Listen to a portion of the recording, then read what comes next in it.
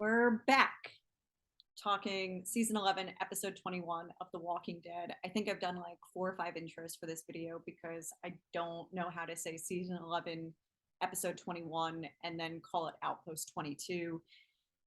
Anyway, hopefully this is the final time that I have to do this introduction. I'm going to dive right into this because I actually had done a full recording of this video earlier in the week, and I thought that I tried doing things differently this week. I wrote out all of my thoughts. Usually I'm just talking off the cuff, and I thought that that would help make the video shorter. It didn't.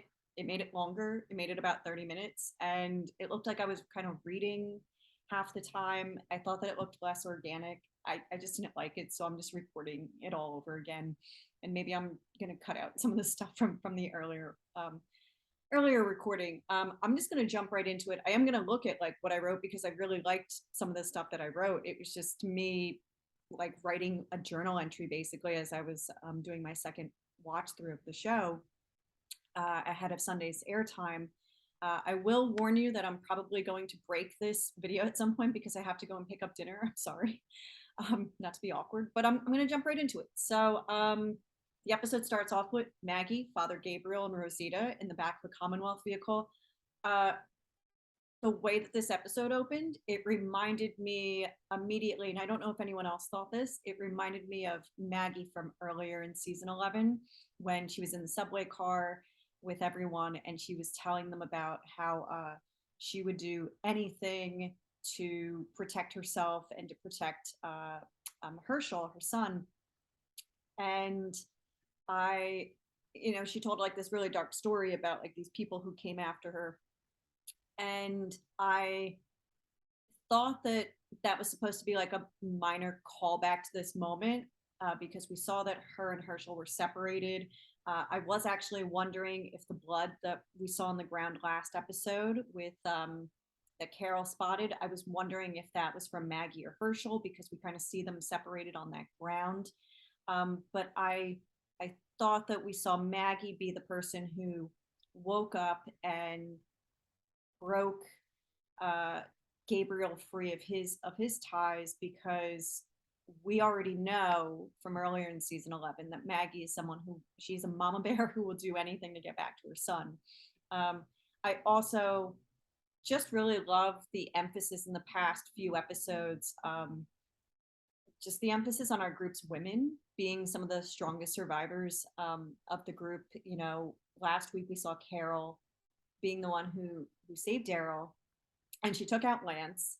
I was talking to someone who we all know, but I won't say names. I was talking to someone about last week's episode, and they said to me, I'm really shocked that that Daryl let someone else kill off Lance other than himself. That's all I'll say there. If you understand the joke, then you understand the joke. If you don't, I'm not going to explain it. Anyway, so yeah, women front and center on The Walking Dead. I figured that they didn't need to write the beginning of the episode that way, but they did, and for its many faults, I love that The Walking Dead universe has demonstrated time and time again that if the world went to crap, that women would stand in as many of its leaders, because now we've seen Pamela, Maggie, Deanna, Elizabeth on World Beyond, Ginny on Fear the Walking Dead, Jadis, and numerous others just kind of taking charge. Otherwise, thoughts on the beginning of this episode, and maybe for the entire episode, the Commonwealth security just continue to suck. And I'm sorry, but there's no other way to put that. I'm sure that other people who actually review the episodes are probably going to note that too. I think that it's just kind of funny at this point how bad they are at shooting their enemies. And I can almost dismiss that because the Commonwealth soldiers, I've always seen them as a parallel to Star Wars stormtroopers, who are notoriously bad shots, right? I believe that I know that this is something that has been said on Talking Dead before by like Chris Hardwick and I think others. But I think the thing that really got to me in this episode was the thing that just was almost unbelievable was that the Commonwealth soldiers who were supposed to be watching Maggie, Rosita, and Gabriel are just sleeping. And not one of them, like both of them are sleeping. At least you would think that they would be taking turns if they knew, uh, especially because they should know who these three are. Like, didn't we see that Pamela had radioed everyone to basically be like, hey, you need to round up everyone in Daryl's group? And I'm pretty sure that they're aware that they're pretty dangerous people. So it just seemed really irresponsible. It didn't seem believable to me that both of them would be falling asleep. Um, the only the only thing that I could think of, if I was to do a deeper read here, is that maybe we could glean that the Commonwealth soldiers are overworked and they don't care about their jobs as much as they should. Uh, and the only reason I say that is because later in the episode, Daryl makes it clear that he simply took the job as a Commonwealth soldier because he needed the money to take care of his kids. Uh, so if we are to really, really stretch and give them the benefit of the doubt, uh, maybe we're supposed to empathize a tiny, tiny, tiny bit with them, uh, with because they are people who are just being forced into playing roles that they don't even care to have. Um, but if that's the case at this point, like, why wouldn't you just revolt against Pamela? Maybe I'm getting ahead of myself. Maybe that's where we're going to wind up. Uh, anyway, yeah, I thought that we saw a lot of grade A silly mistakes by the Commonwealth soldiers on this episode. You see, what else do I want to talk about here? Oh, I get something that I wrote down in my notes. I thought it was interesting that this trio wasn't riding with Negan, Ezekiel, Kelly, and the busload of people. And I thought maybe that was strategic because they wanted to, the Commonwealth wanted to separate our survivors. But it also, to me, it felt like the writers knew they needed to find a way for Maggie and some of the others to escape. So they just tossed them in this other vehicle instead, so that there was just, just something really easy for them. An easy way for them to get out, rather.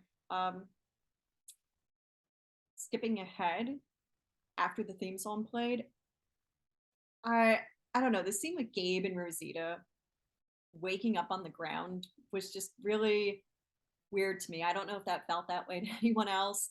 I guess we're supposed to assume that they're still groggy from whatever injections they had received from the Commonwealth soldiers. So that was why they passed out. But like, I don't know. I'm sorry. Again, like, are we just supposed to believe that they passed out at the same time, that one of them didn't try to find shelter for them both?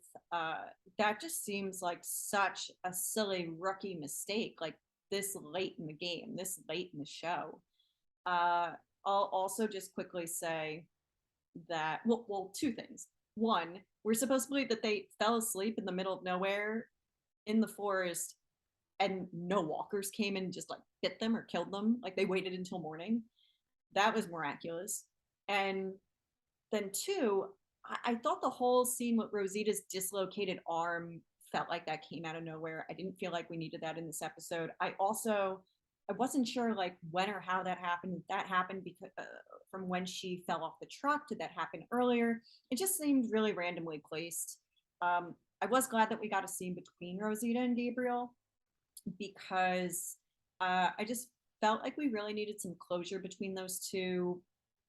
At some point, apparently they had like broken up, and maybe The Walking Dead had more thought out for them at one point as a couple.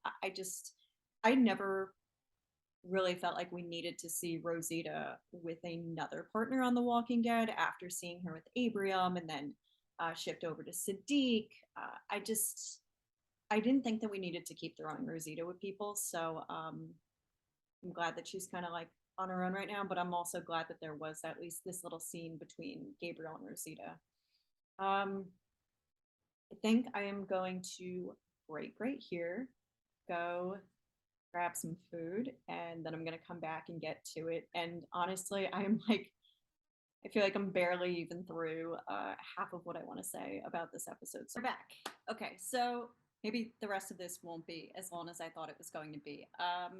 I think a lot of people probably felt this way, but I felt like this episode really served as a backdoor pilot for what would have been the Carol and Daryl spinoff. and now it's just the Daryl spinoff. It just really showed how those two work so effectively in scenes. I love the little handhold between Daryl and Carol in this episode as they're talking through what to do in regards to Connie and saving her.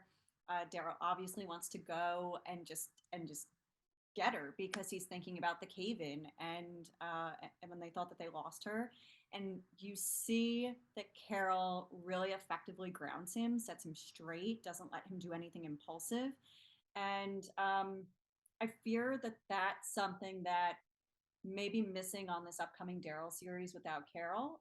Daryl really needs someone to rein him in, just a yin to his yang, if you will. So yeah, this episode just made me a bit sad that we're not getting this dynamic duo on the spin-off set in France. And if you need a little guide and refresher to all of the Walking Dead spin-offs, I'll share a link to all of them in the video description. I feel like we all know what they are though.